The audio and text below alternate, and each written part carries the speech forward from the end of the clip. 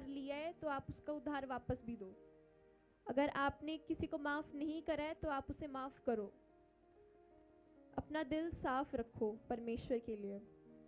हम वचन पढ़ेंगे, नीति वचन 12:14। सज्जन अपने वचनों के फलों के द्वारा भलाई से तृप्त होता है, और जैसी जिसकी करनी वैसी उसकी भरनी होती है। हालेलुया।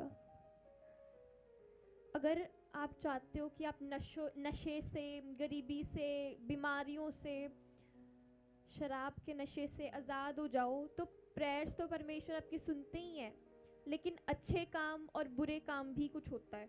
तो अगर आप अपनी लाइफ में अच्छे काम करते हो, परमेश्वर चाहते हैं कि आप ऐसा जीवन जियो जिसमें अगर आपने किसी को अभी तक, जिसमें आप परमेश्वर की प्रेजेंस में जाओ। अगर आप चाहते हो कि आप उन बीमारियों से, लाचारियों से, नशों से, उस बीमारियों से आज़ाद हो, तो आप प्रेयर्स तो करते हो, परमेश्वर आपकी प्रेयर्स सुनते हैं, लेकिन आप एक बार परमेश्वर की प्रेजेंस में जाओ और उससे कहो कि परमेश्वर, अगर मैंने किसी के साथ बुरा करा है, अगर मैंने किसी गरीब का हक मारा है, तो परमेश्वर मुझे माफ़ कर। अगर मैंने किसी से उधार लिया है तो मैं उसका उधार चुकाऊंगा। आप कहो परमेश्वर से कि अगर मैंने किसी को माफ़ नहीं करा है तो मैं उसे माफ़ करूंगा परमेश्वर, और उसे माफ़ करो भी, उसका उधार चुकाओ भी।